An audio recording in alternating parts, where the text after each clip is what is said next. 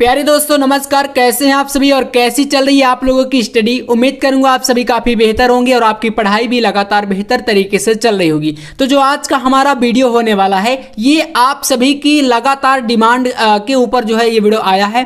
यानी कि आज के इस वीडियो पे हम बात करेंगे क्लास 12th हिंदी के अंतर्गत जो हमारा सेकेंड पार्ट होता है, यानी कि जो हमारा हिंदी का पेपर होता है इसमें दो पार्ट में डिवाइड रहता है, एक खंड खा और एक होता है खंड का पहला वाला। तो आज की इस वीडियो पे आप को बताएंगे खंड खा के जितने भी मोस्ट इंपॉर्टेंट क्वेश्चन हैं, यानी कि इसमें संस्कृत भी आती है, इसमें आपका यहाँ पर जो व्याकरण पोर्शन है हमारा जिसमें आपका मुहावरे लोकोक्तियां अनेक शब्दों के लिए एक शब्द है ना, वाक्यों में त्रुटि मार्जन यानी कि जो गलतियां होती हैं, इसके अलावा अनेक शब्दों के लिए एक शब्द, छोटे छोटे क्वेश्चन जो होते हैं ये सारे क्वेश्चन आपको यहाँ पर आज के इस वीडियो में पूरा कराए जाएंगे। और ये आप समझ लो ना कि अगर आपको बोर्ड एग्जाम में हिंदी में 100 में 95 प्लस, ये भाई मेरे आपको 100 में 95 प्लस अगर चाहिए तो इस वीडियो को आप पूरा क्या करना, देख के जाना। और 100% गारंटी के साथ सारे क्वेश्चन यहां पर लेकर आता हूं। और इसके बाद भी अगर आप नहीं पढ़ते तो फिर देखिए आपकी मिस्टेक है। ये मत कहना आप लोग कि भैया आपने जो बताया वो आया नहीं, आएगा। हिंदी की तो यहां पर एकदम अच्छे तरीके से मैं आपको तैयारी करा दूं कि आप हिंदी में 95 प्लस पक्का स्कोर करोगे, चाहे अभी तक आप कुछ पढ़े हो या ना पढ़े हो। तो जितने क्वेश्चन देखिए बता रहा हूं हर एक वीडियो में आपको लगातार मैं क्वेश्चन प्रोवाइड करा रहा हूं, तो आप लोग बस क्या करो, देखते जाओ और सारे क्वेश्चनों को तैयार करते जाओ। तो चलिए भाई शुरू करते हैं खंड खा को यहां पर। और आपको बता दें खंड खा आपका 50 नंबर का आता है, जिस तरीके से खंड का आपका 50 नंबर का रहता है, तो दोनों को मिलाकर आपके यहां पर बनते हैं पूरे हिंदी के हमारे 100 नंबर, ठीक है ना। तो 100 में 95 प्लस हमें लाना है हिंदी में। देखना यहां से सबसे पहले पोर्शन से हम स्टार्टिंग करेंगे और यहां पर आता है पहला जो है संस्कृत। देखो संस्कृत में आपका जो क्वेश्चन बनता है हमारा क्लास 12th हिंदी में 7 नंबर के आते हैं, गद्यांश और पद्यांश। पद्यांश की बोले तो श्लोक जो होते हैं। तो देखो यहां पर मैं आपको महत्वपूर्ण गद्यांश भी बताऊंगा, इसका 7 नंबर, और महत्वपूर्ण पद्यांश भी आपको इसी वीडियो में बताए जाएंगे, इसका भी आपका 7 नंबर। साथ में आपका हिंदी अनुवाद कैसे करना है, संदर्भ कैसे लिखना, सारी चीजें मिलेंगी आपको, ठीक है ना। तो चलो पहले बड़े बड़े नंबरों को हम देखते हैं, यानी कि मैं आपको इसीलिए ये चीजें प्रोवाइड करा रहा हूं कि ताकि आप जो ज्यादा नंबर वाले क्वेश्चन है उनको आप बिल्कुल तैयार ही कर लो, क्योंकि यार इनसे अगर कहीं ना कहीं नंबर कटते हैं तो फिर समझ लो कि गड़बड़ है। तो एक भी नंबर कटना नहीं चाहिए।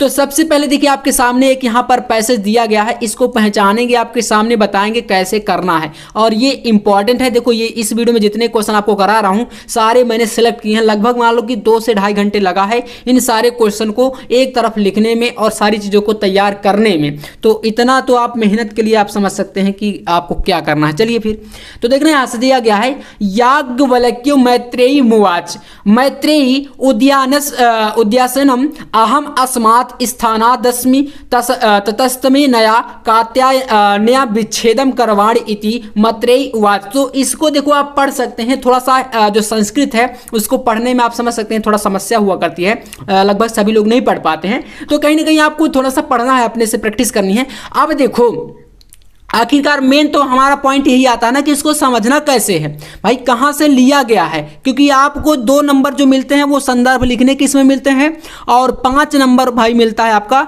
हिंदी अनुवाद का, तब जाकर के इसका पूरा मिलता है 7 नंबर। तो 7 नंबर का देखिए क्वेश्चन है, तो कहीं ना कहीं आपको इसमें विशेष ध्यान देना है। तो देखो ये जो पहला वाला पैसेज है आपके लिए इंपॉर्टेंट है, और कहां से लिया गया, संदर्भ कैसे लिखना है वो चलिए पहले जानते हैं, जो कि आपके सामने है। तो देखो इस पूरे को ध्यान से आप देख लेना, ठीक है ना, पूरा का पूरा आपके सामने है ये। और इसमें जब संदर्भ लिखेंगे तो देखो संदर्भ कैसे लिखना है, यहां से आप समझिएगा, पूरा आपके सामने है संदर्भ।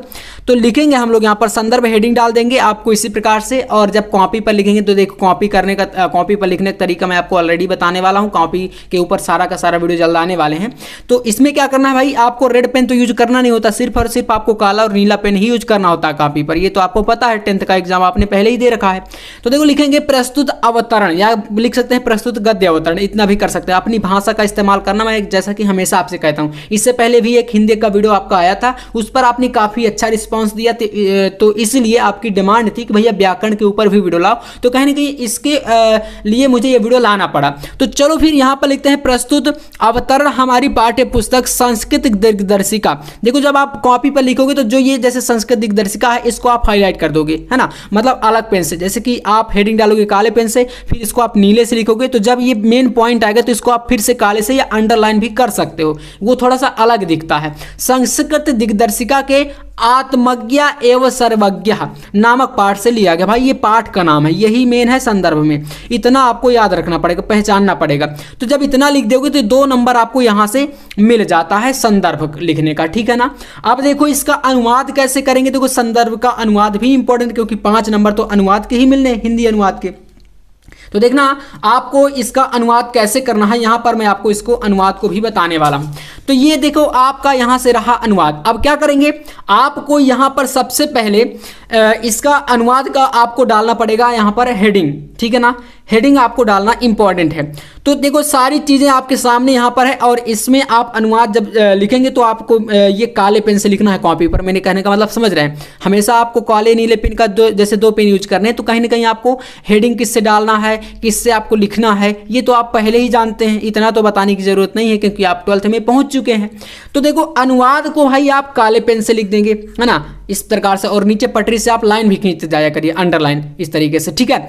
अब देखो यहाँ पर जो चीजें बताई गई हैं उसी का अनुवाद है, यहाँ पर पूरा का पूरा आप देख सकते हैं। ऐसे आपको अनुवाद करना, जैसे यहाँ पर है, एक बार पढ़ लो। जैसा साधन संपन्न, इसको धनिकों को बोला गया है साधन संपन्न, ठीक है ना।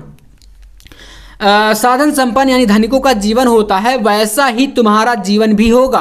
धन से अमरता की आशा नहीं है, जैसे सभी धनवान लोगों का अध्यात्म की ओर ध्यान ही नहीं है, वैसे ही तुम भी हो। और तब उस मैत्रेयी ने कहा, यहाँ पर कह रहा है ना मैत्रेयी मुवाच, मुवाच मतलब मैत्रेयी, मुवाच का मतलब है मैत्रेयी ने कहा, ठीक है। तो संस्कृत में कहीं ना कहीं आपको इसी में प्रॉब्लम आती है, थोड़ा सा हिंदी अनुवाद आप नहीं कर पाते हैं। तो एक बार जो चीजें मैं बता रहा हूँ आपको लगातार प्रोवाइड करा रहा हूँ, इनको आप पढ़ भी लेंगे तो आपका कहीं ना कहीं इससे काम हो जाना है, और अच्छे नंबर भाई आराम से आ जाएंगे। हिंदी की टेंशन आप मत लो, आप सिर्फ इसी चैनल से पढ़ करके 95+ हिंदी में लेके आओगे। अब बोलेंगे भैया इतना कॉन्फिडेंट के साथ कैसे बोल रहे हो, तो भाई आप बस देखते जाओ और नंबर आपके आएंगे। तो भाई आपको बस मेहनत करनी है। अब देखो ऐसा नहीं आ जाएंगे कि आप सोचे कि मैं भाई आपको ये क्वेश्चन बता दिया, अब आप इनको करोगे नहीं, एक बार वीडियो देख लिए दोबारा से आप इनको नहीं करोगे तो एक बार में देखो सारी चीजें भूल जाती हैं। कोई कितना भी बड़ा होशियार स्टूडेंट हो, लेकिन अगर एक ही बार आप करोगे, कहीं ना कहीं उसका रिवीजन नहीं करोगे तो वो चीजें भूल जाती हैं।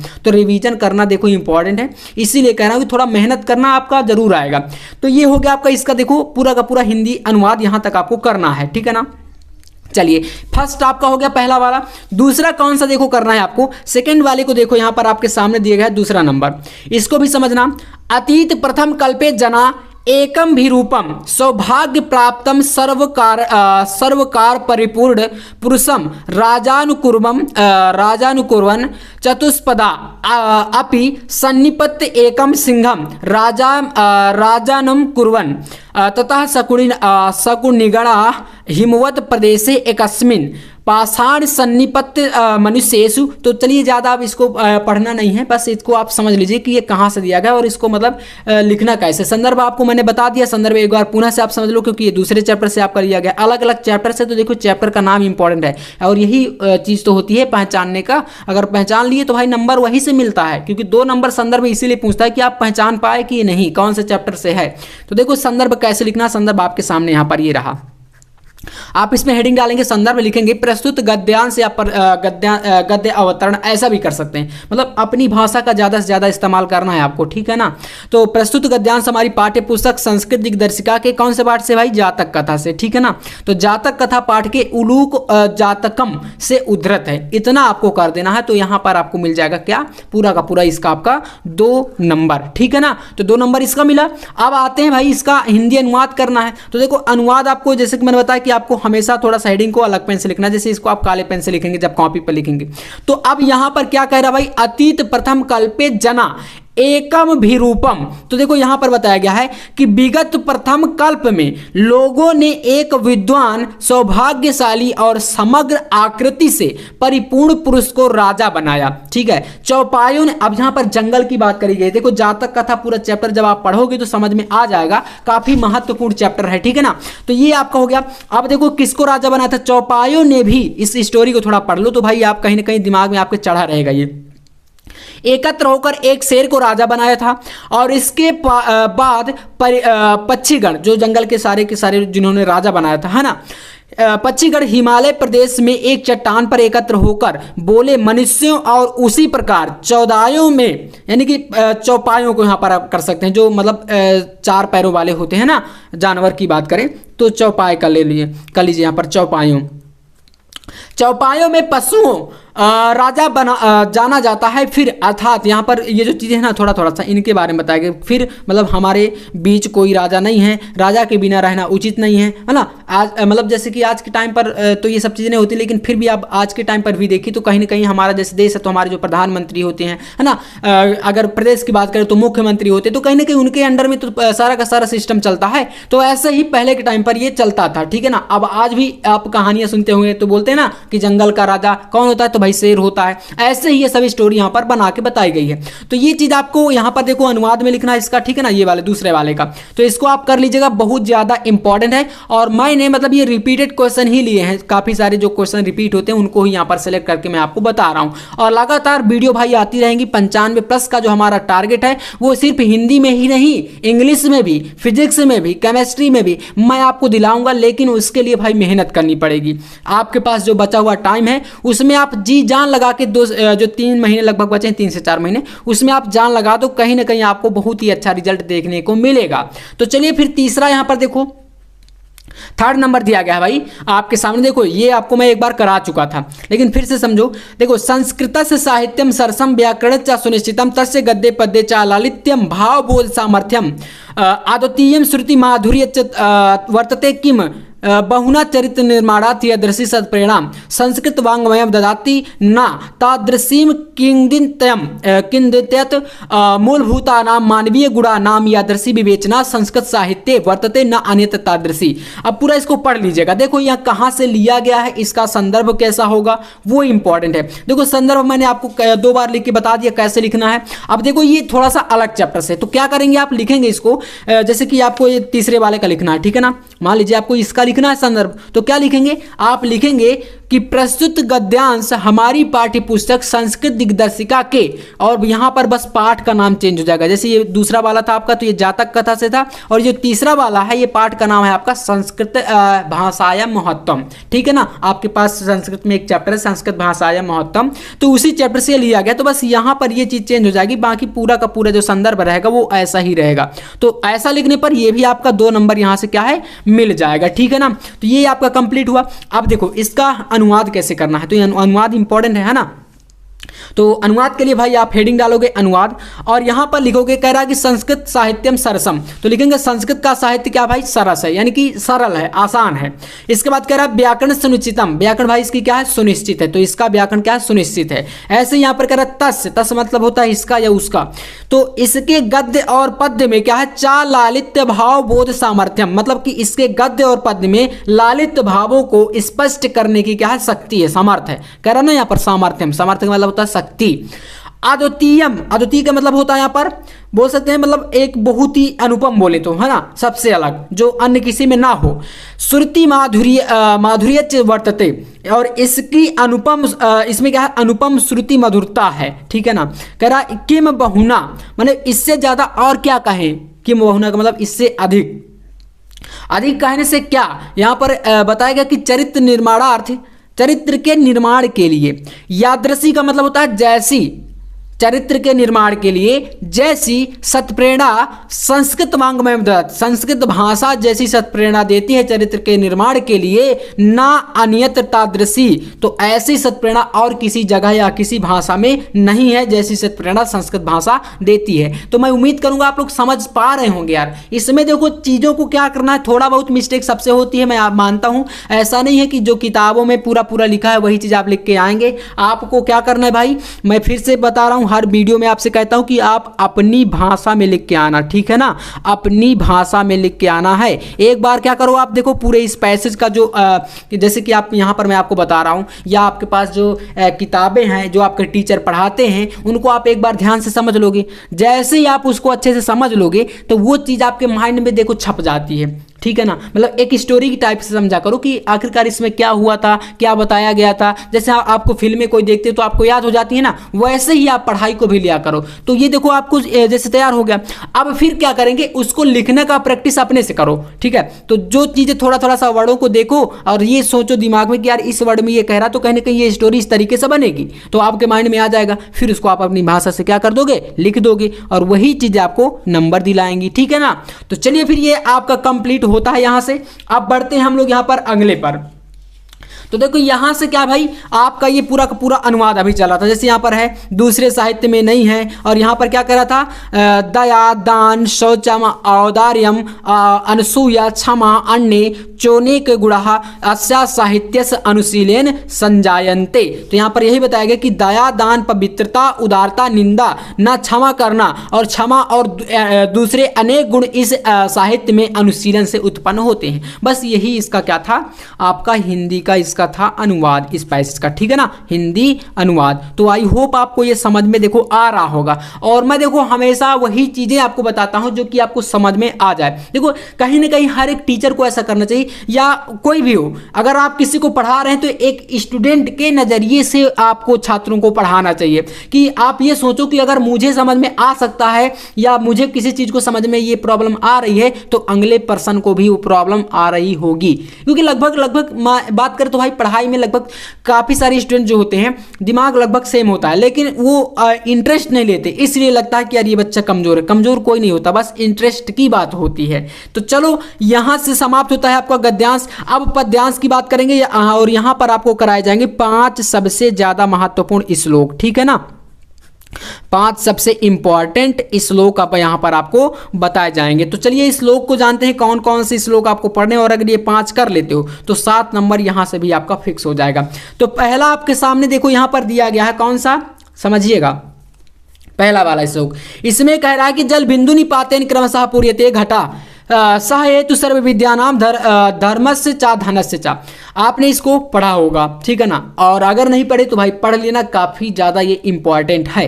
तो भाई इसका संदर्भ कैसे लिखेंगे, संदर्भ इंपॉर्टेंट है, तो देखो संदर्भ आपको इसी टाइप से लिखना जैसे कि यहाँ पर मैंने आपको बता रखा है, ठीक है ना। संदर्भ आपको ऐसे ही लिखना है, बस क्या करेंगे भाई, पाठ का नाम चेंज कर देना है। प्रस्तुत गद्यांश है तो यहाँ पर आपका श्लोक को आप पद्यांश लिखेंगे, है ना। तो लिखेंगे प्रस्तुत पद्यांश हमारी पाठ्य पुस्तक संस्कृत दिग्दर्शिका के, और किस पाठ से है भाई ये श्लोक, तो यहाँ पर है ये सुभाषित रत्नानी से, है ना। आपका एक पाठ है ना सुभाषित रत्नानी, तो इस चैप्टर से लिया गया। तो बस आपको ये चीज यहाँ पर पद्यांश कर देना है और यहाँ पर पाठ का नाम चेंज करना है, बाकी का पूरा वही रहेगा और 2 नंबर इसका मिल जाएगा आपको, ठीक है। तो उम्मीद करूंगा आप संदर्भ समझ गए होंगे। चलिए अब यहाँ पर आप इसका हिंदी अनुवाद समझ लो, आपके सामने है और ये इंपॉर्टेंट भी है, ठीक है। देखो कह रहा है कि जल बिंदु निपातेन क्रमशः पूर्यते घटा सा हेतु सर्व विद्यानाम धर्मस्य चा धनस्य चा। जल बिंदु निपातेन मतलब जल की एक एक बूंद गिरने से जिस प्रकार घड़ा भरता है ना, उसी प्रकार से कह रहा है कि सा हेतु सर्व विद्यानाम, समस्त विद्याओं, धर्म और धन को संग्रह करना या इकट्ठा करना बोले तो इनका भी यही कारण है। आप लगातार धीरे धीरे प्रयास से ये सब कुछ इकट्ठा कर सकते हैं। मतलब आपको देखो नॉलेज होना चाहिए। नॉलेज कैसे आएगा, लगातार आपका प्रैक्टिस रहेगा, जब चीज़ों को आप सीखेंगे तभी तो ज्ञान बढ़ेगा। आप पढ़ाई को ही ले लीजिए, लगातार पढ़ाई करते रहेंगे तो आप जो है उसमें एक्सपर्ट बन जाएंगे, किसी भी सब्जेक्ट की बात कर लें, है ना। तो ये क्या होता है भाई, जिस प्रकार से जल की एक एक बूंद से घड़ा भरता है वैसे ही हमारा धन भी इकट्ठा होता है। आप सोचिए कि एक दिन में, एक रात में करोड़पति बन जाए, ऐसा संभव नहीं है, ठीक है ना। लगातार आप प्रयास करते रहेंगे, मेहनत करते रहेंगे तो कहीं ना कहीं आपके पास धन इकट्ठा होगा। तो वैसे ही यहाँ पर एक एग्जांपल के तौर पर इसको बताया गया। तो ये आपका था इसका क्या, हिंदी अनुवाद। तो उम्मीद करेंगे आप लोग समझ गए होंगे, बहुत ही स्पष्ट तरीके से अच्छे से यहाँ पर मैंने बताया है। चलिए दूसरा श्लोक भाई कौन सा है आपके लिए, तो देखो यहाँ पर 2 नंबर का श्लोक आपके लिए है, काव्य शास्त्र विनोदेन कालो गच्छति धीमताम व्यसनेन च मूर्खाणाम निद्रया कलहेनवा। तो भाई ये काफी ज्यादा इंपॉर्टेंट है और फिर से कह रहा हूं 5 श्लोक आपको बताऊंगा और 5 अगर कर लोगे तो आपके पेपर में 2 श्लोक आते हैं, मतलब कि अथवा में करके, है ना। एक आपका ऊपर रहता है, फिर अथवा रहेगा और फिर एक नीचे रहेगा, है ना। तो 2 रहेंगे तो 2 में से कोई एक ही करना होता है। तो इन 5 को अगर पढ़ लोगे तो 5 में से एक श्लोक आपका आ जाएगा, ठीक है ना। तो चलो फिर कर लो। तो ये दूसरा वाला है और संदर्भ आपका सभी का सेम रहेगा क्योंकि एक ही चैप्टर से है, ठीक है ना। तो अब इसका अनुवाद देखो कैसे है। काव्य शास्त्र विनोदेन कालो गच्छति धीमताम मूर्खाणाम व्यसनेन च मूर्खाणाम निद्रः कलहेन वा। तो देखो यहाँ पर कह रहा है काव्य शास्त्र विनोदेन, यानी कि जो बुद्धिमान लोग होते हैं, विनोदेन का मतलब बुद्धिमान जो व्यक्ति होता है उनका टाइम किसमें बीतता है, कालो गच्छति धीमताम मतलब समय, धीमताम व्यक्ति जो होता है बुद्धिमान व्यक्ति होता है उनका भाई समय जाता है काव्य शास्त्रों की चर्चा करने में, विनोदेन का मतलब होता है आनंद लेने में, ठीक है ना, या आनंद या बोले तो जो है शास्त्रों की जब चर्चा करते हैं अच्छी अच्छी बातें करते हैं तो उनमें आनंद आता है, ठीक है ना। तो बुद्धिमानों का समय काव्य शास्त्रों की चर्चा यानी विनोद या आनंद में बीतता है। वहीं अगर बात करें व्यसनेन च मूर्खाणाम, जो मूर्ख व्यक्ति होता है उनका समय किस में जाता है, तो मूर्खों का समय भाई बुरे व्यसन करने में, कलहन मतलब लड़ाई झगड़ा करने में, सोने में, ये निद्रा है ना, इन सब चीजों में मूर्खों व्यक्तियों का टाइम व्यतीत होता है। तो देखो आपके सामने है, आप स्क्रीनशॉट भी कर सकते हो। बाकी देखो आपको इन सभी चीज़ों का आपको इसके अलावा आपको फिजिक्स का, केमिस्ट्री का, बायोलॉजी का, ठीक है ना, इंग्लिश का और हिंदी आपके सामने है। इन सभी का भाई आपको क्या करिए, अगर नोट्स चाहिए कंप्लीट इसी प्रकार से important question hand retain notes भी चाहिए तो आपको मात्र 99 रुपए में ऑल सब्जेक्ट का नोट्स मिल जाएगा। तो स्क्रीन पर आपको नंबर दिख रहा होगा और अगर नहीं दिख रहा तो आप नोट कर लो, आपको इस नंबर पर व्हाट्सअप मैसेज करना है कि भैया मुझे नोट्स चाहिए, तो आपको PDF फॉर्मेट में मिल जाएंगे। 95 11 47, ठीक है, 0534 इस नंबर पर 9511470534 इस व्हाट्सएप नंबर पर मैसेज कर देना है। आपको hand written complete notes all subject के मात्र 99 रुपए में मैं प्रोवाइड करा दूंगा, वो भी PDF फॉर्मेट में व्हाट्सएप पर ही, ठीक है ना। तो बार बार परेशान नहीं करना, अगर चाहिए तो ही कॉन्टैक्ट आप कर सकते हो, ठीक है। चलिए अगला देखते हैं।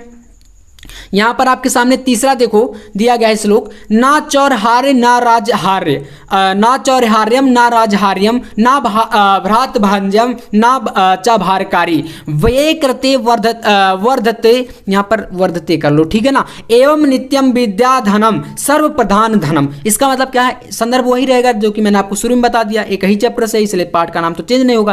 देखो इसका कह रहा है कि ना चौरहार्यम, ना ही चोर चुरा सकता है, और ना ही राजहारम, राजा इसका हरण नहीं कर सकता, ना ही आप इसको भारत भज्जम मतलब कि भाई इसका बंटवारा कर सकता है। तो ये भाई क्या है, तो इसको समझना यहाँ पर जो आपके सामने दिया गया है, कह रहा है कि विद्या रूपी जो धन होता है वो समस्त धनों का प्रधान होता है, मतलब सबसे श्रेष्ठ होता है, क्योंकि ना तो इसको चोर चुरा सकता है, ठीक है, और ना ही राजा द्वारा इसको छीना जा सकता है, ना ही भाई के द्वारा इसको बांटा जा सकता है, और ना ही यह बोझा बनता है, अर्थात भार का रूप नहीं ग्रहण करता। और खर्च करने पर कह रहा है व्यय कृते, यानी खर्च करने पर क्या होता है, नित्यम विद्या धनम सर्वप्रधान धनम, मतलब कि अगर आप इसको खर्च करेंगे तो ये निरंतर बढ़ता जाता है, अन्य धनों के समान ये घटता नहीं। मतलब आपके अंदर जैसे मैं आपको पढ़ा रहा हूं तो कहीं ना कहीं मुझे भी थोड़ा सा नॉलेज तो हो रहा है ना, लगातार पढ़ा रहा हूं, और अगर मैं शांत बैठा रहता तो मुझे क्या आता भाई, कुछ नहीं, जो आता भी है वो भूल जाता है, ऐसा होता है। तो आपको यही बताया गया कि जो विद्या रूपी धन है वो भाई खर्च करने से बढ़ता है,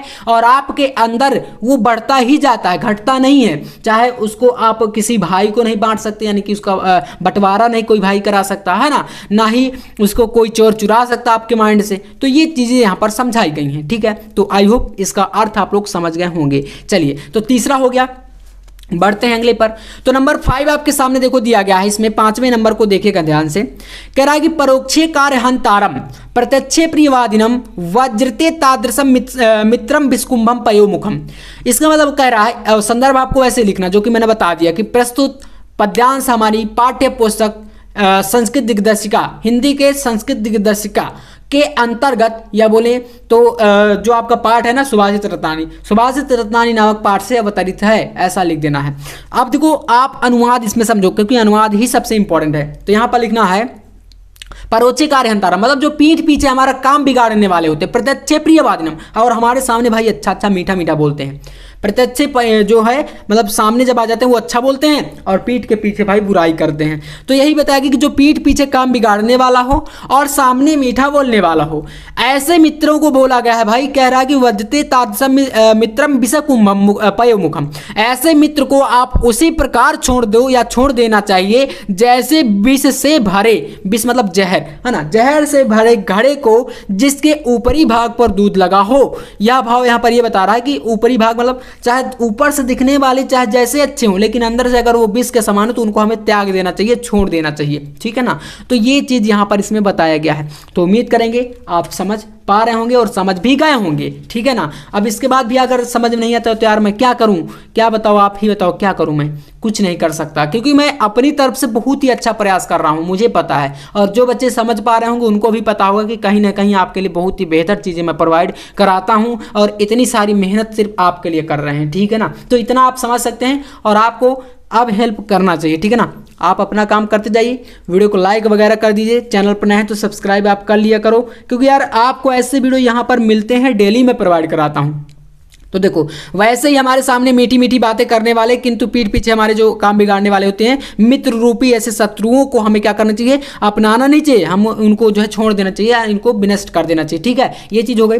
अगला आपका एक जो है लास्ट श्लोक है जो कि आपको यहाँ पर बताया गया, इसको भी आपको करना है, ठीक है। तो कौन सा श्लोक है भैया, कह रहा है कि उदेज सविता ताम्र स्थाम्र एवास्तमेति चा संपत्तियों चा विपत्तियों चा महात्म एक रूपता। इसका मतलब कह रहा उदित सविता, यानी कि सविता का मतलब है सूर्य। जिस प्रकार से सूर्य हमारा क्या होता है, उदित होते समय भी लाल होता है, ताम्र का मतलब है लाल, ठीक है। जिस प्रकार सूर्य उदित के होते समय भी लाल होता है या उदय के समय भी लाल होता है, और अस्त में एवास्तमेति का मतलब है अस्त होते समय भी क्या होता है, लाल होता है। सूर्य जब आप देखेंगे तो जब सुबह निकलता है तो लाल, और जब शाम को ढलता है तब भी लाल। ऐसे ही करें संपत्तियों चा विपत्तियों चा महात्मेक रूपता, यानी कि इसी प्रकार से जैसे सूर्य के समान जो महापुरुष लोग होते हैं, महात्मेक रूपता, वो एक रूप में होते हैं। कैसे, अर्थात ज्यादा सुख जब होता है तो वो हर्षित नहीं होते ज्यादा, यानी कि प्रसन्न नहीं होते, और जब ज्यादा उनको दुख होता है तो वो ज्यादा पीड़ित यानी कि दुखी भी नहीं होते हैं। आप ही तो बोलेगा मतलब यहाँ पर यह है कि वो संभाव में रहते, एक समान रहते हैं, दुख में ना ज्यादा दुखी और सुख में ना ज्यादा फूलते हैं, यानी कि ज्यादा वो मतलब होता है ना, प्रलाप नहीं करते दुनिया भर की बातें। तो ये चीजें थी। आई होप ये 5 जो श्लोक मैंने कराए हैं आपको क्लियर समझ में आ गए होंगे, और 3 आपको मैंने गद्यांश कराए हैं वो भी आपको क्लियर समझ में आ गए होंगे। इतना पढ़ लेंगे तो भाई 14 नंबर आपका हिंदी में बिल्कुल आने वाला है, ठीक है। ये क्लियर हुआ 14 नंबर। चलिए अब भाई लोकोक्ति मुहावरों की बात कर लेते हैं। देखो क्योंकि मैंने आपको बताया था कि एक वीडियो आएगा जिसमें हम ग्रामर को पूरा खत्म करेंगे, तो आज वो वीडियो है, इसको पूरा देख करके जाना और इंजॉय करके देखना है। ऐसा नहीं कि पढ़ाई को यार आप बोझा मान के कभी मत पढ़ा करो। देखो मैं आपसे बता रहा हूँ, पढ़ाई को इंजॉय की तरीके से लिया करो, ठीक है ना। आप टेंशन मत लो कभी कि यार इतना नंबर आएगा या क्या होगा, क्या ऐसे होगा। आप अपनी तरफ से मेहनत कर रहे हैं ना, नंबर आना तो भाई आपकी मेहनत खुद ही बता देगी कि नंबर आएगा कि नहीं। आपका काम क्या है, मेहनत करना, ठीक है ना। आप टेंशन कभी मत लो। तो चलो फिर भाई महत्वपूर्ण मुहावरे और लोकोक्तियां बताते हैं आपको। कौन कौन से मुहावरे हैं, आप अगर ये पढ़ के जाओगे तो आपका 100% पेपर में आएगा, ठीक है। तो देखो पहला आपके सामने है पगड़ी उछालना, ठीक है। इस प्रकार से क्वेश्चन पूछेगा, अब उसका आपको अर्थ लिखना पड़ेगा और फिर वाक्य में प्रयोग करना पड़ेगा, तो मिलेगा आपको 2 नंबर। जैसे पगड़ी उछालना मतलब अपमान करना होता है इसका मतलब, ठीक है ना, अर्थ होता है।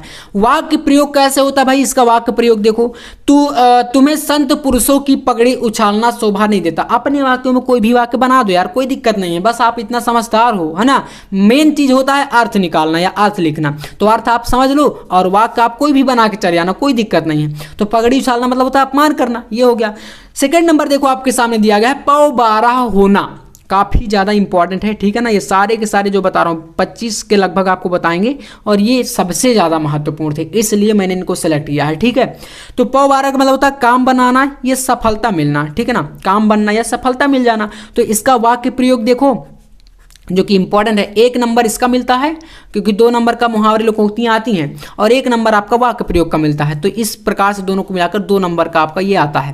तो इसका मतलब होता है, आप इसका वाक्य प्रयोग देखो कैसे लिखोगे। अब आपको क्या चिंता, बेटा अफसर हो गया है, अब तो आपके पौ बारह है, यानी कि आपको सफलता मिल गई है। जैसे कोई कहता है ना, किसी का बेटा अगर गवर्नमेंट जॉब में हो गया या सक्सेस हो गया है ना, अच्छे खासे पैसे वगैरह, क्योंकि देखो आज के टाइम पर ना यार सिर्फ और सिर्फ पैसे की जरूरत सबको होती है, ठीक है ना भाई। आप सोच रहे हैं कि मैं गवर्नमेंट जॉब करूंगा, तो कहीं ना कहीं उसके पीछे आपका स्वार्थ छिपा है कि आप चाह रहे हैं कि सफल हो जाना या पैसे कमाना। हर एक व्यक्ति का कहीं ना कहीं मकसद है पैसे कमाना, क्योंकि यार पैसे के बिना तो देखो कुछ होता नहीं है, ठीक है ना। तो साफ सी बात है भाई, कोई अगर कहे आपसे कि मेरा शौक है, शौक के लिए मैं ये चीजें कर रहा हूं, तो आप उनसे जाकर पूछना जो दिन रात मेहनत कर रहे हैं, एक रूम में रहकर तैयारी कर रहे हैं और लगातार इतना प्रयास करने के बाद बार बार असफल हो जा रहे हैं, उनसे पूछो कि शौक क्या होता है। तो आप समझ पा रहे होंगे, अभी जब 12th आप पास करेंगे तो आपको ये एहसास होगा कि हाँ आखिरकार चीज़ें क्या हैं, अगली दुनिया में चल क्या रहा है, ठीक है ना। अभी तो आपको थोड़ा सा मतलब अलग चीज़ें एहसास नहीं हो रहा, लेकिन टाइम के साथ सब होता है। तो चलो देखो, अब हम आते हैं टॉपिक पर, ज़्यादा चीज़ें हम नहीं यहाँ पर बताएंगे, तो इतना आपको समझ लेना, ठीक है। 2 हो गए। अब यहाँ पर देखो तीसरा, थर्ड नंबर भाई है यहाँ पर मुंह फुलाना। इसका मतलब होता है असंतुष्ट होना, किसी काम से आप असंतुष्ट हैं, ठीक है। वाक्य प्रयोग कैसे करेंगे, देखो छोटी छोटी बातों पर मुंह फुलाना उचित नहीं है, बस इतना लिख दिए, वाक्य में प्रयोग हो गया। कहीं ना कहीं आपको वो मुहावरा या लोकोक्तियों को उस वाक्य में सम्मिलित कर देना, वही होता है इसका वाक्य प्रयोग, ठीक है ना। नेक्स्ट देखो नंबर 4 है मुंह में पानी भर आना, या बोले तो ललचा उठना, ठीक है ना। किसी चीज़ को देखकर आप बोलते हैं ना, जैसे आप कोई मतलब खाने वाली चीज़ को देख लो या किसी अच्छी चीज़ को देख लो, है ना, बोलते हैं ना मुंह में पानी आ गया, तो वैसे ही होता है ललचा जाना या लालच आना। तो वाक्य प्रयोग भाई देखो यहाँ पर, अरे भाई रबड़ी का नाम मत लेना, चौबे जी के मुंह में पानी भर जाएगा या आएगा, ऐसा जो भी है अपने वाक्य में आप बना दो, कोई दिक्कत नहीं है, ठीक है। तो क्लियर है ये। नंबर 5 पर आते हैं। 5वां नंबर है प्यारे दोस्तों, हवा से बातें करना, बहुत अधिक वेग से चलना, बहुत वेग से चलना। तो देखो यहाँ पर इसका हो जाएगा भाई, राम का घोड़ा क्या है, जब चलता है तो मालूम होता है वह हवा से बातें कर रहा है, मतलब बहुत तेज दौड़ता है, ठीक है ना। ये हो गया इसका आपका वाक्य प्रयोग। तो देखो सारी चीज़ें यार आपके लिए मैंने यहाँ पर पूरा एकदम मतलब ये क्वेश्चन सेलेक्ट किए हैं ना, और फिर उसके बाद मैंने इनको टाइप किया है, फिर उसके बाद इन सब चीज़ों को तैयार करके प्रिंट वगैरह करके आपके सामने लेकर आया हूँ। तो यार इनमें कम से कम मुझे लगा है भाई 4 घंटे, सारे क्वेश्चन को आप समझ ले, आप मानेंगे नहीं, हिंदी से टाइपिंग करना आप समझ सकते हैं कितना ज़्यादा जो है डिफिकल्ट होता है। तो इस मेहनत के लिए भाई आज के इस वीडियो का लाइक टारगेट कितना रखें, तो आप बोल रहे हैं 1000, तो इतना आप लोग जरूर करा दीजिएगा प्लीज़, ठीक है ना। और देखो मैं आपसे बता भी देना चाहता हूँ, 1000 लाइक मैं इसलिए बोला हूँ कि इससे मेरा मोटिवेशन बढ़ेगा। ऐसा नहीं कि आप 1000 लाइक कर देंगे तो मुझे पैसे मिल जाएंगे, लाइक से कुछ नहीं होता भाई। आप ये दिमाग से कभी मत सोचना कि लाइक कर देंगे तो पैसे मिल जाएंगे, कुछ ऐसा नहीं है, ठीक है ना। मेरा सिर्फ मोटिवेशन इससे थोड़ा सा बढ़ जाएगा, मुझे लगेगा कि हाँ जो हमारे प्यारे छोटे बड़े भाई बहन हैं उनको ये वीडियो पसंद आ रहा है, मेरे द्वारा किए गए कार्य उनको जो है अच्छे लगते हैं, तभी जो है लाइक करें, तो इससे थोड़ा मोटिवेशन मिलता है, बस यही चीज़ें हैं, ठीक है ना। तो चलो नंबर 6 पे आते हैं। देखो आधजल गगरी छलकत जाए, तो इसका मतलब ओछा व्यक्ति प्रदर्शन अधिक करता है, जिसको नॉलेज कम होता है भाई वो ज़्यादा उछलता है, या बोले तो ज़्यादा ज्ञान इधर उधर की बातें करता है। तो इसका भाई आप वाक्य प्रयोग क्या करेंगे, बोलेंगे, लिख देंगे, उसने थोड़ा सा धन क्या कमा लिया, अब तो वह कार से नीचे पैर ही नहीं रखता। जैसे आप देखेंगे ना आज के टाइम पर भाई बहुत ज़्यादा दिखावा चल रहा है, यानी कि कोई व्यक्ति है जो कि थोड़ा सा पैसे वगैरह कमा लिया तो कोई आईफोन लेके घूमेगा, कोई बड़ी बड़ी गाड़ियाँ मतलब जो आती है ना मार्केट में 2 व्हीलर की जो गाड़ियां होती हैं, तो मतलब महंगी महंगी गाड़ियां। अब भाई साहब ऐसा होता है कि आज वो गाड़ी लेके आए और पता चले कि 10 दिन के बाद उनके तेल डलाने के लिए पैसे नहीं रहेंगे। तो भाई ये होता है आधजल गगरी छलकत जाए, मतलब अपनी जो आगे और पीछे की जो चीज़ें होती हैं फ्यूचर को देख करके हमें चलना चाहिए। ऐसा नहीं है कि भाई थोड़े से पैसे आ गए उनको उड़ा दो, है ना, थोड़ा सा आप ज्ञान हो गया तो आप दूसरों के सामने बड़ी बड़ी फेंकने लग जाओ। तो इनको बोलते हैं आधजल गगरी छलकत जाए, या ओछा व्यक्ति बोल सकते हैं, ठीक है। तो ये आपका हो गया इसका देखो वाक्य प्रयोग। नंबर 7 पे आते हैं। देखो 7 नंबर है आंख के अंधे नाम नयन सुख। देखो आंख से कोई अंधा व्यक्ति है और नाम क्या है, नयन सुख है। तो आप इसका क्या कर सकते हो, देखो नाम के अनुसार गुण अथवा गुणों के विरुद्ध व्यवहार। तो मतलब नाम तो तुम्हारा हरिश्चंद्र है और बोलते सरासर झूठ हो। यह तो बात यही हुई कि नाम के आंख के अंधे और नाम नयन सुख। देखो हरिश्चंद्र आप जानते होंगे ना, हमेशा सत्य बोलने वाले राजा थे, कभी झूठ नहीं बोलते थे, ठीक है ना। अपने मतलब जो वो प्रॉमिस करते थे या जो चीज़ें बोलते थे, तो इसीलिए तो उनको हरिश्चंद्र कहा गया। बिल्कुल सही, कभी झूठ नहीं बोला उन्होंने। तो भाई आज के टाइम पर किसी व्यक्ति का नाम हरिश्चंद्र रख दो और वो भाई साहब सामने एकदम खड़े होकर झूठ ही बोलेगा। तो ये वही चीज़ हुई ना कि आंख के अंधे और नाम क्या हो गया, नयन सुख। भाई उसके पास आंख नहीं है और नाम है नयन सुख, तो उसको कहाँ मिला नयन का सुख। तो ये चीज़ें हैं, आपको इस प्रकार से इनको करने हैं, ठीक है ना। समझ आ रहा है, सारे इंपॉर्टेंट है। चलिए बढ़ते हैं नेक्स्ट। तो भाई इंजॉय करते हुए हम चीज़ों को पढ़ेंगे, आपको टेंशन है लेना, मेरे साथ जुड़े रहो आप लोग। देखो लोहे का चाना चबाना, मतलब बड़ी कठिनाई से काम होना, ठीक है ना। लोहे के चने चबाना, आज के टाइम पर बोलते हैं ना यार यूपीएससी निकालना भाई लोहे के चने चबाना, किसी गवर्नमेंट जॉब को बारे में बोलेंगे ये जॉब पाना लोहे के चने चबाने के बराबर है, इतना कंपटीशन है, ये है वो है, ऐसा हुआ ना। तो यहाँ पर देखो, यहाँ पर गणित की पढ़ाई खेल नहीं है, यह तो लोहे के चने चबाना है भाई। गणित बहुत ही आसान है, 12th तक की गणित बिल्कुल ईजी है, आगे ही चीज़ें आती, बस आगे का भी सही है, आप थोड़ा सा मेहनत करो, ठीक है ना। तो ये सब चीज़ें कहने की हैं। बस अगर कोई व्यक्ति भाई मेहनत नहीं करता तो उसके माइंड में नहीं जाता, तो फिर लगता है यार बहुत ही बेकार सब्जेक्ट है मैथ। फिजिक्स को ले लो, लगेगा यार फिजिक्स बहुत ज़्यादा कठिन है, लेकिन यार आपका दिमाग नहीं लगता है ना, कठिन कुछ भी नहीं है। कठिन अब यहीं पर किसी बच्चे के ले लो, वो बोलेगा यार मुझे केमिस्ट्री बहुत पसंद है, और इसमें से 90% ऐसे लोग होंगे जो बोलेंगे यार केमिस्ट्री बहुत बेकार सब्जेक्ट है। तो अब यहाँ पर अलग अलग इंटरेस्ट की बात हो गई ना, किसका कहाँ पर इंटरेस्ट है, वही चीज़ें होती हैं। चलो मैं थोड़ा सा ज़्यादा डीप पे चला जाता हूँ, है ना, तो आप इसके लिए मैं सॉरी माफ़ी चाहूँगा आपसे, लेकिन थोड़ा सा एंजॉय करते हुए यार पढ़ना है। देखो आगे नाथ न पीछे पगा मतलब होता है अकेला होना, इसका क्या होता है मतलब अर्थ अकेला होना। तो वाक्य प्रयोग कैसे करेंगे, किसी प्रकार का प्रतिबंध ना होना। अब यहाँ पर बोला गया है कि रमेश अकेला है इसलिए जितना कमाता है सब खर्च कर देता है। उसका कहना है कि आगे नाथ न पीछे पगा, फिर किस लिए बचाऊं।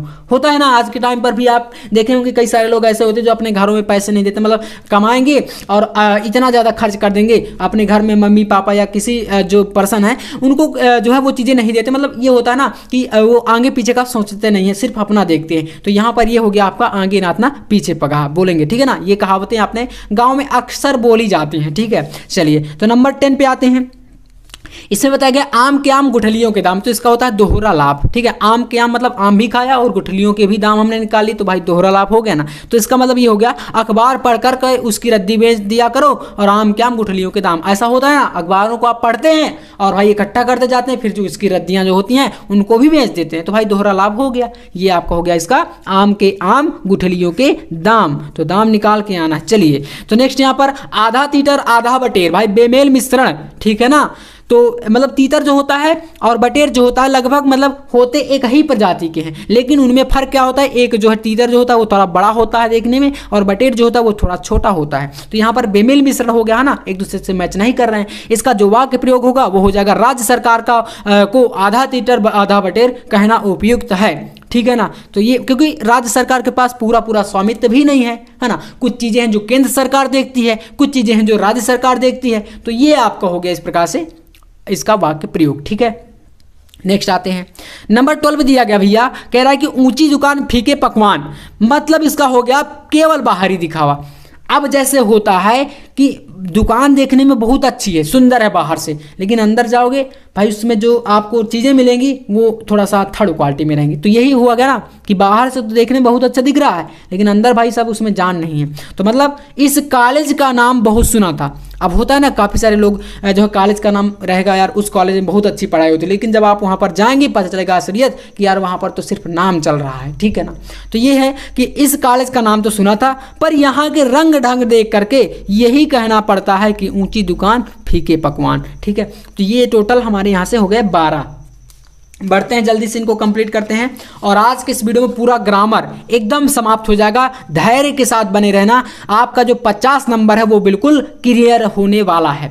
देखो यहाँ से नंबर 13, एक और एक 11 होते हैं, एकता में अधिक शक्ति होती है। वाक्य प्रयोग जाएगा यदि घर के सभी लोग मन लगाकर काम करें तो गांव में उन्हें कोई दबा नहीं सकता, क्योंकि एक और एक 11 होते हैं। इस प्रकार से यहाँ पर आप अगला देखो, कंगाली में आटा गीला, मतलब आपत्ति में और विपत्ति आ जाना, आपत्ति के टाइम पर और बोलते हैं ना गरीबी में आटा गीला होना, वही चीज़ है यहाँ पर। गांव में आपने ये अक्सर सुना होगा। तो भाई इसका जो वाक्य प्रयोग आप करेंगे वो हो जाएगा नौकरी छूट जाने पर महेश को परिवार चलाना कठिन हो गया, उस पर कल चोरी हो गई। भाई साहब नौकरी भी गई और चोरी भी हो गई। ये तो यही हुआ ना कि बेचारे का कंगाली में आटा गीला हो गया, या गरीबी में बोले तो आटा गीला हो गया, ठीक है भाई। नौकरी भी छूट गई जिससे कि उसका गुजारा होता था, और जो चीज़ें घर में भी थी उसकी भी चोरी हो गई। तो ये आपको समझ में आ रहा होगा कैसे किया गया, ठीक है। नेक्स्ट देखते हैं अगला, खोदा पहाड़ निकली चुहिया। इसका मतलब है आशाप्रद काम करने के बाद बहुत थोड़ा लाभ हो मिलना। मतलब आपको लगेगा, अब आप ही ऐसे सोचो, आपने टारगेट बना के रखा है कि मुझे 95+ लाना है, 95+ लाना है, आपके दिमाग में चल रहा है, या 90+ लाना है, या 80% लाना है, और पता चले कि आपका जब आपने मेहनत करी, अच्छे से लिख के आए, और आपने जब आपका रिजल्ट आया वहाँ पर आपके आ गए 70%, 75%, 65%, तो भाई वही ना हुआ कि आपकी मेहनत के अनुसार, यानी कि जो आप आशा कर रहे थे, आशाप्रद काम किया था, वो चीज़ आपको नहीं मिली, यानी लाभ आपको नहीं हुआ। तो यहाँ पर आपका ये हो जाएगा कि इस पुस्तक की बड़ी प्रशंसा सुनी थी, सोचा था सारे प्रश्न के उत्तर मिल जाएंगे, 500 पृष्ठों को छांट लिया, तब कहीं एक प्रश्न का उत्तर मिल पाया। यह तो वही बात हुई, खोदा पहाड़ निकली चूहिया। ठीक है ना, चलिए नेक्स्ट बढ़ते हैं। ईद का चांद होना, भाई ये बहुत ज़्यादा इंपॉर्टेंट है, सारे के सारे मोस्ट इंपॉर्टेंट है, पूरे के पूरे करके जाना है। और आज के बाद ग्रामर की टेंशन आप बिल्कुल नहीं लोगे, ये मेरी गारंटी है। चलो वाक्य प्रयोग देखो। कहो मित्र अब तक कहाँ रहे, तुम तो यार ईद का चांद हो गए हो। ठीक है, ये आपका हो गया इसका वाक्य का प्रयोग। बढ़ते हैं नेक्स्ट। यहाँ पर भाई मैंने बताया कि आपको लगभग 20 से 25 में कराऊंगा, तो सारे करके जाना आप लोग। 17 नंबर देखो, यहाँ पर है ऊंट के मुंह में जीरा। भाई यहाँ पर करा ऊंट के मुंह में जीरा। अब बताओ ऊंट कितना विशाल जानवर होता है, लेकिन इसका क्या हो गया, अत्यधिक को कम मिले ना, मतलब कि अब ऊंट के मुंह में जीरा क्या ही चीज़ है यार, आप समझदार हैं खुद। देखो इसका वाक्य प्रयोग जब आप करेंगे तो हो जाएगा, इतनी बड़ी योजना के लिए 1 लाख रुपए ऊंट के मुंह में जीरा। जैसे मैं कहूँ कि मुझे एक कॉलेज ओपन करना है, पेट्रोल पंप चलाना है, या बोले तो मुझे एक 4 व्हीलर गाड़ी लेना है, तो भाई आप ये सोचो क्या उसमें 1 लाख रुपए कुछ मायने रखते हैं इन सब चीज़ों में, बड़ी चीज़ें करने में? तो बोलेंगे बिल्कुल नहीं रखता भाई। तो ये तो वही बात हुई ना, ऊँट के मुंह में जीरा। तो समझ गए होंगे आप। चलिए फिर 18 नंबर पे आते हैं। नेक्स्ट यहाँ पर है कान पर जू ना रेंगना, मतलब कोई ध्यान ना देना। इसका मतलब हो जाएगा कोई ध्यान ना देना। तो इसका वाक्य प्रयोग जब आप करेंगे तो हो जाएगा आपका, मैंने तुम्हें 1000 बार समझाया किंतु तुमने कान पर जू नहीं रेंगती, तुम्हारे कान पर। तो ये भाई मतलब कि आप जैसे किसी आपके बड़े भाई होंगे या कोई और भी, मतलब आपके जो पेरेंट्स हो गए, माता पिता या आपके टीचर, वो आपसे बोलते हैं ना बार बार कि यार पढ़ाई कर लो, मेहनत कर लो, थोड़ा सा अच्छे नंबर आ जाएंगे और आप कहीं ना कहीं आपकी जॉब लग जाएगी जब आप पढ़ोगे अच्छे से, है ना। लेकिन काफ़ी सारे बच्चे ऐसे होते हैं जो उन बातों को इग्नोर कर देते हैं, बोलते हैं हमें मतलब नहीं पढ़ना, या जो भी है कम पढ़ाई करेंगे, या मन लगा कर पढ़ाई नहीं करेंगे, या मेहनत नहीं करेंगे। तो ये वही चीज़ हो गई ना कि वो आपको बोल रहे हैं कि आप आपके लिए अच्छे के लिए, लेकिन आप उस पर कोई ध्यान नहीं दे रहे हैं। तो ये चीज़ आपको यहाँ पर अप्लाई कर सकते हैं। देखो 19 नंबर दिया गया है गड़े मुर्दे उखाड़ना। इसका मतलब होता है पुरानी दबी हुई बातों को फिर से सामने लाना। तो वाक्य प्रयोग हो जाएगा, तुम दोनों को अब प्रेम में रहना चाहिए, गड़े मुर्दे उखाड़ने से क्या लाभ, उस पुरानी बातों को भूल जाओ। ये हो गया। यहाँ पर नेक्स्ट है, इसको आप गागर कर लो। देखो यहाँ पर इसको क्या कर लो, गागर में सागर। गागर में सागर भरना, इसका होता है थोड़े में बहुत अधिक। ठीक है, तो इसका हो जाएगा बिहारी लाल ने अपने दोहे में गागर में सागर भर दिया। ये देखो सारे 2-2 नंबर के बता रहा हूँ। 21 नंबर है घाव पर नमक छिड़कना, मतलब कि दुखी व्यक्ति को और दुखी कर देना। बोलते हैं ना घाव पर या जले पे नमक मत छिड़को, ऐसा कहानियां या मुहावरे बोले जाते हैं। तो इसका वाक्य प्रयोग जब आप करेंगे तो हो जाएगा, तुम उसे बुरा भला कहकर क्यों उसके घाव पर नमक छिड़कते हो, जैसे असफलता का दुख उसे क्या कम है। मतलब जैसे एग्जाम्पल लेना, कोई व्यक्ति गवर्नमेंट जॉब का एग्जाम दिया, ठीक है ना, लगातार प्रयास कर रहा है लेकिन वो असफल हो जा रहा है, तो फिर क्या होता है भाई, आपके आसपास पड़ोस के लोग क्या बोलते हैं, भाई बन गए ऑफिसर, ये कर लिया, वो हो गया, दुनिया की बातें करेंगे। तो अब जाकर उससे पूछो जो मेहनत कर रहा था भाई, मान लीजिए उसने मेहनत किया, नहीं सफल हुआ, तो कम से कम प्रयास तो किया, लेकिन आसपास पड़ोस के लोग होते हैं जो बोलते हैं कि भाई कर लिया, ये बन गए, वो बन गए, दुनिया की बातें। तो भाई उसको यही होता है ना, यहाँ पर कह सकते हैं घाव में नमक छिड़कने की ही बराबर है, यानी कि पहले से ही वो परेशान था और आके उसको और परेशान करने लगे। ठीक है ना, तो ये हो गया। इसके बाद देखो यहाँ पर दिया गया है घी के दिए जलाना, मतलब होता है बहुत अधिक प्रसन्न होना। तो वाक्य प्रयोग जाएगा, राम के अयोध्या लौटने पर अयोध्या वासियों ने घी के दिए जलाए। तो ये हो गया। अब यहाँ से भाई मुहावरे समाप्त होते हैं। अब आता है आपका शब्दों में सूक्ष्म अंतर। ये भी 2 नंबर का टॉपिक है और ये कैसे आएगा, चलिए इसको हम जानते हैं अच्छे तरीके से। तो देखना, यहाँ से समझने का प्रयास करेंगे, सारी चीजें आपके सामने हो जाएंगी। जैसे आपके सामने एक क्वेश्चन दिया गया है, अनल और अनिल, इस प्रकार से रहेगा। और आपके सामने रहेंगे 4 ऑप्शन, जैसे एक में है वायु और अग्नि, पानी और आग, अग्नि और वायु, जल और हवा। आंसर राइट क्या है भाई? ग नंबर, यानी कि अनल का मतलब होता है अग्नि और अनिल का मतलब होता है वायु। तो अग्नि और वायु जो कि ग नंबर विकल्प है ये राइट हो जाएगा। इनको बोलते हैं शब्दों में सूक्ष्म अंतर। अनल अग्नि होता है, अनिल वायु होता है, ये तरह अंतर है। तो ये आपका सही है, ठीक है ना। चलिए तो अब आंसर देखेंगे डायरेक्ट हम लोग, ठीक है।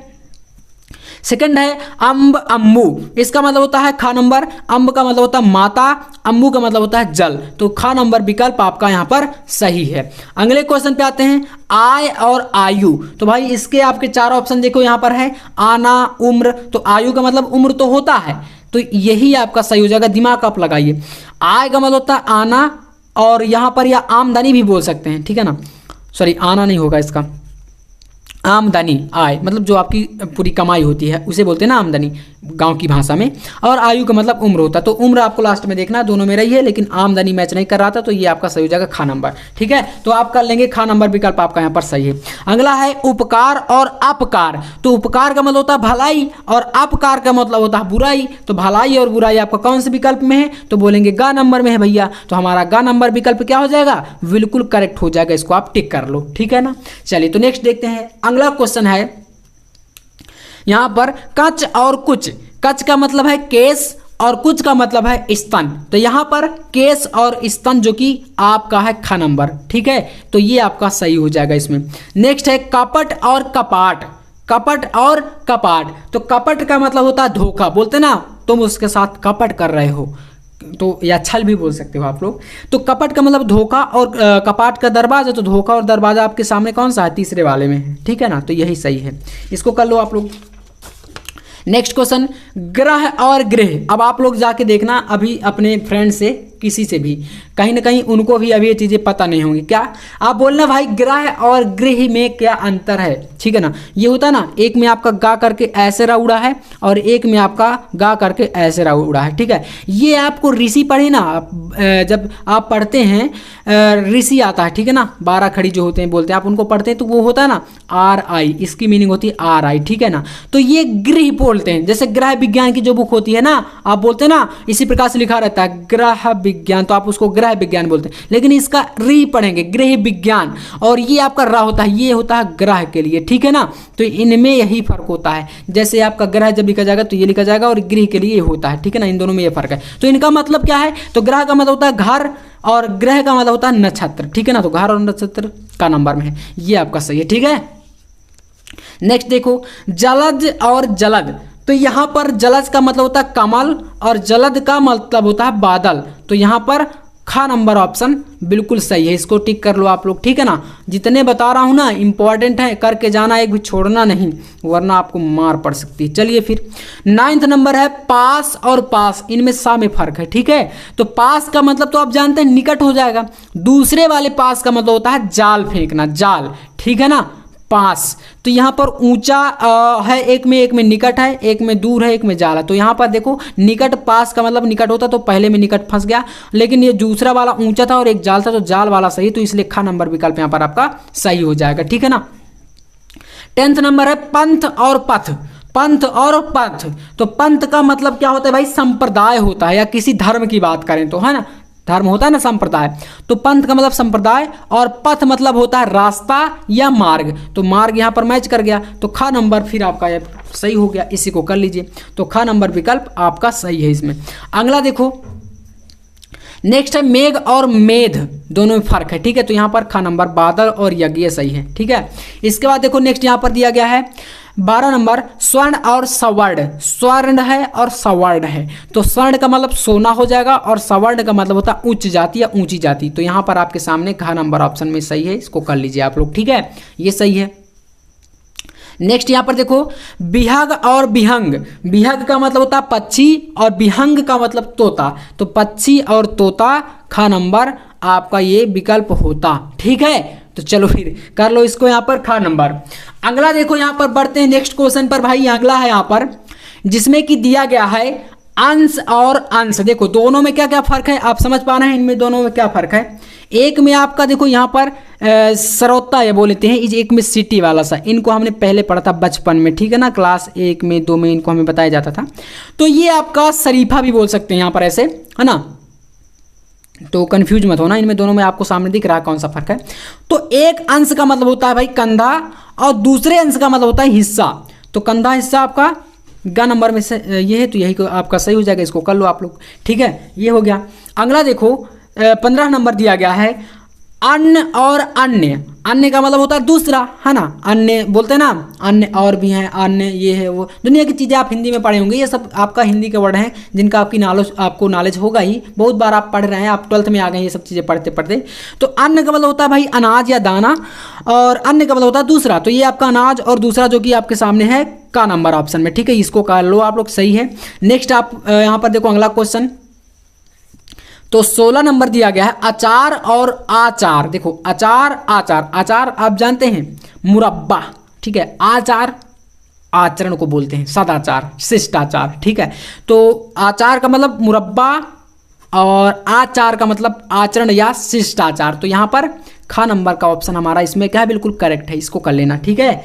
अब देखो नेक्स्ट यहाँ पर 17 नंबर पे आते हैं, अभय और उभय। अभय का मतलब होता है निडर या जो किसी से डरता ना हो, उभय का मतलब होता है दोनों, जैसे बोलते हैं ना उभय निष्ठ, तो जो दोनों में मैच कॉमन बोलते हैं इंग्लिश में, तो यहाँ पर हो जाएगा पहला वाला ऑप्शन सही, ठीक है, निडर और दोनों में, ये सही है। आप लोग इनको कर लेंगे ना। आप बताओ इनमें क्या समस्या है यार, बहुत ईजी तरीके से तो आते हैं, क्या आप एक बार पढ़ करके इनको कर नहीं सकते? तो बोलेंगे अब तो भैया ये छूटने वाले नहीं है हमसे, अब इनको हम करके ही आएंगे, तो चलो करके आना भी है। तो ये हो जाएगा निडर और दोनों आपका इसमें सही है, ठीक है ना, ये हो जाएगा। 18 नंबर आपके सामने दिया गया है अंबुज और अम्बुद, ठीक है, तो इसका मतलब अंबुज का मतलब होता है कमल, ठीक है, और अंबुज का मतलब होता है बादल, तो ये आपका का नंबर इसमें क्या है, सही है, इसको कर लेना है, ठीक है ना, ये आपका सही हो गया। आप देखो इसके बाद यहाँ से एक टॉपिक आपका व्याकरण में आ गया 2 नंबर का, और जो कि बोलते हैं इसको अनेकार्थी शब्द। देखो अनेकार्थी में आपको ये चीज़ें जो बता रहा हूँ ना, इनको करके जाना और एक भी नंबर नहीं कटेगा। आज की इस वीडियो को मैं पूरा चैलेंज के साथ कहता हूँ कि जो बच्चा देख के जाएगा, जितने भी हमारे छात्र हैं इस चैनल से पढ़ रहे हैं, अगर इस वीडियो को देख करके वो एग्जाम देने जाएंगे तो भाई हिंदी व्याकरण कभी आपको प्रॉब्लम नहीं करेगी, ठीक है, ये तो मेरा कॉन्फिडेंट बोल रहा है, ठीक है। बाकी आपको चैनल से देखो जुड़े रहना, लास्ट तक पढ़ के जाना है। ऐसा नहीं कि एक ही वीडियो को देख करके आप जाओ बोलोगे कि हम अब तो बोर्ड एग्जाम में टॉप करेंगे, देखिए ऐसा नहीं है। मैं आपको बता दूं कि आप अगर लगातार जुड़े रहेंगे तो और कुछ नई नई चीज़ें हैं जो कि सीखने को मिलेंगी कहीं ना कहीं, तो उन सब चीज़ों को आपको चैनल पर यहीं पर तो मिलेंगी, तो जुड़े रहना, बस लास्ट तक एग्जाम तक आपको साथ रहना है। देखो अनेकार्थी का मतलब जैसे अली है, इसके अनेक अर्थ, जैसे कि अली का मतलब भौरा भी होता है, सखी भी होता है, अली का मतलब बिच्छू भी होता है। तो कोई 2 लिखने के लिए बोर्ड एग्जाम में आते हैं, ठीक है, 2 है ना, तो 3 जैसे मैंने बता दिया, 2 आपको कोई करना तो 2 कोई भी कर दोगे। दूसरा आपके सामने अर्क, ये भी इंपॉर्टेंट, अर्क का मतलब होता है सूर्य और अर्क का मतलब मदार भी होता है, ठीक है। तीसरा अक्षत, अक्षत का मतलब होता है चावल का दाना या अखंड।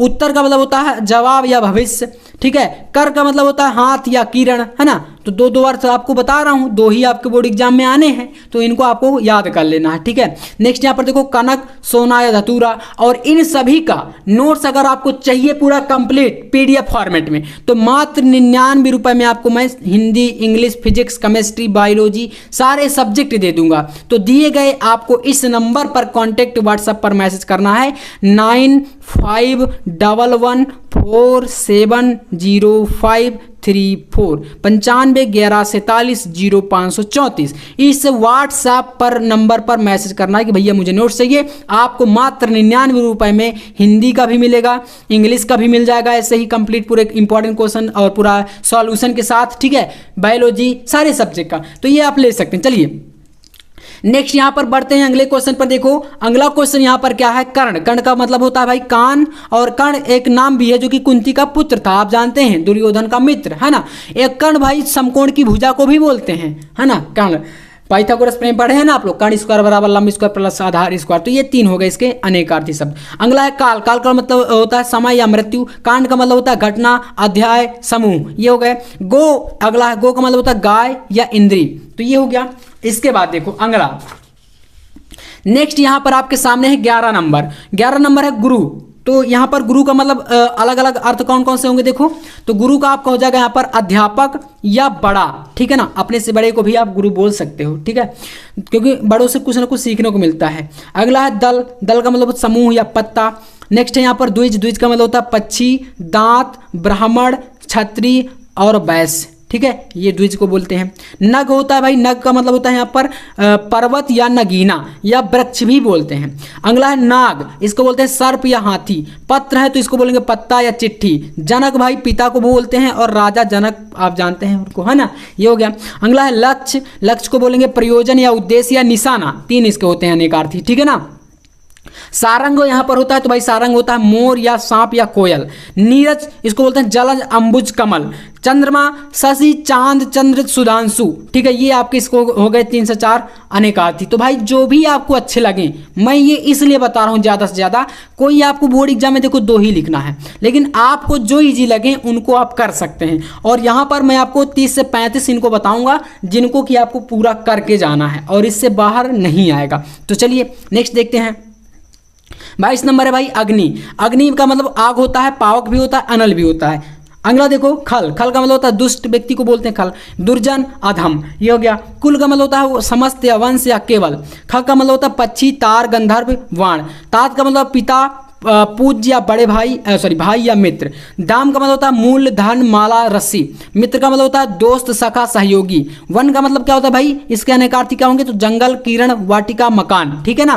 गरल का मतलब होता है विष या बिच्छू या सांप। गिरधर किसे बोलते हैं भाई, तो गिरधर बोलते हैं गोवर्धन पर्वत धारण करने वाले अर्थात श्री कृष्ण को, ठीक है ना। गिरधर भी इनका एक नाम है। तो ये चीजें क्लियर है ना। अगले पे आते हैं देखो। तो नेक्स्ट यहाँ पर आपका आता है अगला टॉपिक तनिया। तनिया किसे बोलते हैं, पुत्री को बोलते हैं। तनिया आपने पढ़ा होगा इसको कहीं ना कहीं पर्यायवाची में। तो तनिया पुत्री को भी बोलते हैं या पिंडवन नाम की एक लता को भी बोला जाता है, ठीक है। अज का मतलब होता है अजन्मा, ब्रह्मा, बकरा, कामदेव, इनको अज बोलते हैं, ठीक है। कुमार भाई साहब इसका अनेकार्थी शब्द क्या होते हैं, तो युवक को बोलते हैं कुमार। सुग्गा को बोलते हैं खरा, सोना को ही बोलते हैं, ठीक है। ये चीजें थी आपकी अनेकार्थी के अंतर्गत जो चीजें मैंने आपको करा दी, ठीक है। तो आपको कैसे लगे कमेंट में एक बार जरूर बता देना कि भैया आज का वीडियो बहुत ही मजेदार झक्कास था एकदम। और आज की वीडियो को देख करके जाओगे, मैंने बताया था कि 1 शॉट आपको इस चैनल पर भरे पड़े मिलेंगे एकदम। आप कह सकते हो कि भाई अब आपको टेंशन नहीं लेना, टेंशन लेना नहीं, टेंशन देना है किसको भाई, पेपर को। चलिए फिर अनेक शब्दों के लिए एक शब्द, इनको 1 वर्ड सब्स्टिट्यूशन जैसे अंग्रेजी में आते हैं वैसे ही करना। देखो जैसे यहाँ पर पहला दिया गया जिसमें सबकी सम्मति हो, इसको बोलेंगे सर्वसम्मति, ठीक है, ये हो गया। जो मापा ना जा सके क्या बोलेंगे, अमाप पे। किए गए उपकार को ना मानने वाले को क्या बोलते हैं, कृतज्ञ, ठीक है ना। पीने की इच्छा रखने वाला पिपासु, जिसे कठिनता से जाना जा सके भाई दुर्बोध, ठीक है। वह स्थान जहां पृथ्वी और आकाश मिलते हुए दिखाई दे उसको बोलते हैं क्षितिज। जैसे आप देखिएगा, जैसे आप खड़े हैं आपको लगेगा कि यार जहां सूर्य डूब रहा है वहां पर धरती और आकाश दोनों मिल रहे हैं, ऐसा होता है ना, तो उसको क्षितिज बोलते हैं, ठीक है। पानी पीने का इच्छुक जल पिपासु, ईश्वर में विश्वास रखने वाले को आस्तिक, जो कठिनता से समझ में आया उसको बोलते हैं दुर्जेय, पीछे चलने वाले को अनुगामी बोलते हैं, जो शरण में आया उसको शरणार्थी बोलते हैं, ठीक है, एक शब्द में। जिसे भुलाया ना जा सके उसको अविस्मरणीय बोलेंगे। जिसमें सहने की शक्ति हो उसको सहनशील बोलते हैं, ठीक है। जो नष्ट होने वाला हो उसको नाशवान या नश्वर बोलेंगे। जल स्थल दोनों जगह रहने वाले प्राणी को उभयजीवी बोलते हैं, यानी कि जो जल में भी रहता है और पानी में भी रहता है। जैसे कि आपके बतख बोलते हैं ना, सांप को ले लीजिए, सांप भी जल में रहता है और पानी में भी धरती में भी रहता है, स्थल में, है ना। इस प्रकार से कैसे काफ़ी सारे जीव हैं। अब मछली को मत बोलना आप लोग, ठीक है ना, मछली जल में ही रहती है। चलिए नेक्स्ट देखते हैं। अनुचित बात के लिए आग्रह बोलते हैं दुराग्रह, इसको एक शब्द में। और जितने देखो बता रहा हूँ आज के वीडियो में फुल कॉन्फिडेंस के साथ बता रहा हूँ भाई, इसके बाहर आपका नहीं आएगा, इसीलिए इतने ज़्यादा आपको मैं करा रहा हूँ। इतना करके जाओगे ना तो समझ लो आपका काम हो गया। हिंदी में तो आप 95+ लेकर के आओगे, ये मेरा पूरा फुल कॉन्फिडेंट है। देखो तो अपने आप को धोखा देने वाले को क्या बोलते हैं, आत्मवंचक। वह व्यक्ति जो अपने ऋणों को चुकता करने में समर्थ हो उसको क्या बोलते हैं, दिवालिया। दिवालिया घोषित कर दिया गया, वो आपने सुना होगा, जिसके पास कुछ बचा ही ना हो। ठीक है, पृथ्वी से संबंधित पार्थिव बोलेंगे, जो कल्पना से परे हो अकल्पित बोलेंगे, जो बात इंद्रिय द्वारा ना जानी जा सके अतीन्द्रिय होता है। प्रारंभ से अंत तक आद्योपरांत, जिस पर आक्रमण ना हो सके अनाक्रमण बोलते हैं। जो मृत्यु के समीप हो उसको मरणासन्न बोलते हैं। जिसका उच्चारण ना किया जा सके अर्थात अनुच्चारित बोलेंगे। गोद में लिए हुए पुत्र को, यानी कि जिसका माता पिता कोई दूसरा हो और उसको किसी ने ले लिया हो, उसको बोलते हैं दत्तक, है ना, दत्तक पुत्र। ठीक है, जिस पर चिन्ह लगाया गया हो, चिन्हित। आशा से अधिक आशातीत, जो परिणय सूत्र में ना बंधा हो, यानी कि जिसकी शादी ना हुई हो। ठीक है, अविवाहित उसको बोलते हैं, ठीक है ना, अनमैरिड जैसे अंग्रेजी में बोलते हैं वैसे ही। जिसका अंत सुखमय हो, सुखांत बोलते हैं। जिसे शास्त्रों की अच्छी जानकारी हो, शास्त्री या शास्त्रज्ञ बोलेंगे उसको। सेना के ठहरने के स्थान को बैरक या छावनी बोला जाता है। ठीक है, ये आपको कर लेना है। इसके बाद देखो, कांटों से भरा हुआ कंटका कीर्ण। ठीक है, कंटका कीर्ण बोलेंगे, जो कांटों से भरा हुआ स्थान हो। दूसरे पराश्रित रहने वाला, पराश्रित जो महिला अभिनय करने वाली हो, अभिनेत्री जैसे हीरोइन आप बोलते हैं ना, तो वो अभिनेत्री होती है हिंदी में। फेंक कर चलाए जाने वाला हथियार को प्रक्षेप पास्त्र बोलेंगे। ठीक है ना, पैरों से जल पीने वाला पादप, जैसे पौधे होते हैं ना, जड़ों से लेते हैं पानी। जो काटा ना जा सके अविभाज्य, जिसे पलक बिना पलक गिराए अपलक। तो ये थे क्या भाई साहब आपके अनेक शब्दों के लिए एक शब्द, जो कि मैंने टोटल आपको 39 यानी 39 करा दिए। तो 39 से 40 अगर आप इतना कर लोगे ना, तो आपको फिर और कहीं भटकने की जरूरत नहीं, क्योंकि आप देखोगे तो आपकी बुक में या क्वेश्चन बैंक या जो भी होते हैं उनमें लगभग 50 और 150 ऐसे दिए रहते हैं, लेकिन उतना आपको नहीं पढ़ना, उतना से कम पढ़ना है। तो 40 अगर कर लोगे तो ये आपका क्लियर हो जाएगा। इसके बाद एक टॉपिक आता है भाई वाक्यों में त्रुटि मार्जन, यानी कि वाक्यों में छोटी छोटी सी गलतियां होती हैं। वैसे ये है एकदम भाई हलवा होता है, हलवा होता है हलवा। कैसे, तो देखिएगा, जैसे पहला क्वेश्चन एक सामने दिया गया भाई, कह रहा है कि मेरे को विद्यालय जाना है। इसमें क्या गलती है? आप लिख देंगे मुझे विद्यालय जाना है, मेरे को मतलब मुझे, तो इतनी गलती थी, आप सही कर दिए। तो ये बहुत ईजी रहेगा। ठीक है ना, केवल 4 रुपए मात्र दीजिए, तो केवल 4 रुपए दीजिए, मात्र को हटा दो आप लोग। ठीक है, यह संतरे मीठे हैं, तो क्या लिखेंगे, यह को आप, ये संतरे मीठे हैं। ठीक है, तो इतनी सी अशुद्धि थी या बोले तो इतनी थी त्रुटि थी, आपने इसको सही कर दिया। अब बताओ क्या आप इसको नहीं कर पाओगे? कर लोगे यार, आप बिल्कुल करके आओगे। चलो, तो यहाँ पर देखना, क्या आप भोजन कर लिए, मतलब क्या आपने भोजन कर लिया, ये हो जाएगा इसका सही वाला। ठीक है, अब देखो, सभा में बहुत से अनेकों लोग एकत्र थे, तो लिखेंगे सभा में बहुत लोग एकत्र थे। लेकिन बहुत से के बाद अनेकों भी लिखा है, तो भाई आप सिर्फ या तो बहुत से लिख दो या तो आप अनेकों लिख दो, एक ही चीज ना हुए दोनों, तो दोनों की हमें जरूरत नहीं है। तो अनेकों को क्या किए, काट दिए। तो काटने के बाद बता, सभा में बहुत से लोग एकत्र थे या बहुत लोग एकत्र थे, इकट्ठा थे। ठीक है, विद्यालय की चार दीवारी टूटा है, तो इसको लिख देंगे विद्यालय की चार दीवारी क्या है, टूटी है। ठीक है, टूटा नहीं टूटी, ये वाला सही हो जाएगा। इतनी सी गलतियां होती हैं, समझ लो एकदम, मतलब मैंने पहले ही बता दी कि भाई हलवा मतलब हलवा क्वेश्चन ये रहेंगे। ठीक है ना, तो इसको देखना, प्रशांत सागर में अमेरिका की 10 लाख सेना तत्काल मौजूद है, तो यहाँ पर मौजूद लिखा रहेगा, तो इसको क्या करेंगे, मौजूद कर देना है। अमेरिका की 10 लाख सेना प्रशांत सागर में क्या है, मौजूद है, ये सही हो गया। ऐसे ही वहां प्लेग के खतरे का डर है, वहां प्लेग का डर है। ठीक है, खतरे का डर या खतरा लिख दो या डर, एक ही चीज ना हुआ भाई, डर होगा तो वहां पर खतरा होगा, दोनों एक साथ आपको नहीं लिखने। देखो, सोहन राम से मंगलवार के दिन मिलेगा, सोहन राम से मंगलवार के दिन नहीं, मंगलवार को मिलेगा। ठीक है, सही हो गया। ऐसे ही एक ठंडा गिलास पानी लाओ, एक ठंडा, देखो मजाक चल रहा है, एक गिलास ठंडा पानी लाओ। ठीक है ना, ऐसी गलती थी, तो क्या किए, एक गिलास ठंडा पानी लाओ, ये सही हो गया। ऐसे ही यह गुलाब का फूल है, मतलब यह फूल गुलाब का है, सही हो गया ना, ऐसे कर देना है। इसके बाद देखो, यह कार्य मैं स्वयं अपने आप करूंगा, तो मैं स्वयं यह कार्य करूंगा, इसका क्या हो गया, ये राइट फॉर्म हो गया। ऐसे ही देखो, सभा में अनेकों वक्ता थे, तो यहां पर हो जाएगा सभा में अनेक वक्ता थे, अनेकों की जगह पर अनेक कर दो। ठीक है, सोहन ने राम को 100 रुपया दिया, तो सोहन ने राम को 100 रुपए दिए। एंड लास्ट प्यारे दोस्तों, दिया गया है पेड़ पर पक्षी बैठा है, इसको आपको कमेंट बॉक्स में इसका आंसर फेंक के मारना है, फेंक कर मार दो। ठीक है ना, बोल दो भैया इसका आंसर ये हो जाएगा, तो कमेंट कर देना पूरा लिख करके, पेड़ पर पक्षी बैठा है, इसका सही क्या होगा, कमेंट में लिख करके मारो सभी लोग एकदम, तो मुझे पता चले कि आखिरकार आपने इस वीडियो को देखा या नहीं, आपने क्या समझा। तो एक बार छोटा सा इतना आपको कमेंट कर देना इसका राइट आंसर, ठीक है ना, कमेंट में फेंक करके मारना है, ठीक है ना। तो आज का वीडियो कैसा लगा कमेंट में बताना, और बाकी इसका आंसर तो आपको बताना ही है। तो चलिए मिलते हैं नेक्स्ट वीडियो में। अगर अच्छा लगा तो लाइक कर देना, और ऐसे आपको वन शॉट चाहिए तो वीडियो को लाइक करने के साथ साथ चैनल को भी सब्सक्राइब करके रखिएगा ताकि वीडियो मिस ना हो आपसे, ठीक है। और अगर जो चीज़ें मैंने आज बताई हैं, जितना भी पढ़ाया है, आपको नोट्स चाहिए पूरा का पूरा कंप्लीट हर एक सब्जेक्ट का, तो मात्र 99 रुपये में आपको मिलेगा। मैंने बता ही दिया है 99 रुपये में आपको इस नंबर पर 9511470534 इस पर मुझे क्या करना है, व्हाट्सएप पर मैसेज कर देना है व्हाट्सएप पर, तो मैं ये सारे के सारे नोट्स आपको प्रोवाइड करा दूंगा। तो चलिए फिर मिलते हैं नेक्स्ट वीडियो में नेक्स्ट टॉपिक के साथ, तब तक के लिए जय हिंद, वंदे मातरम।